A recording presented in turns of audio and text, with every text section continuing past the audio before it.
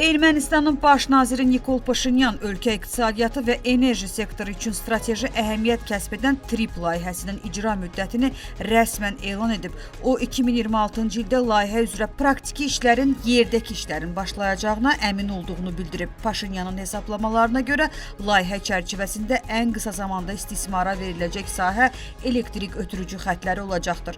Hökumət başçısı bu nəhəng layihənin həm də geniş miqyaslı məşğulluq imkanları yaradacağını xüsusi vurğulayıb. O, yeni yaradılacaq iş yerlərində məhz Ermənistan vətəndaşlarının çalışacağına ümid etdiyini və şirkətlərin xarici ölkələrdən işçi qüvvəsi cəlb etməsinə ehtiyac qalmayacağını qeyd edib. Qeyd edib ki, bu layihə Ermənistanın enerji müstəqilliyi və daxili əmək bazarının canlandırılması istiqamətində atılan ən iddialı addımlardan biri kimi təqdim olunur. Hazırda layihənin texniki detalları və icra qrafiki beynəlxalq tərəfdaşlarla müzakirə edilməkdədir.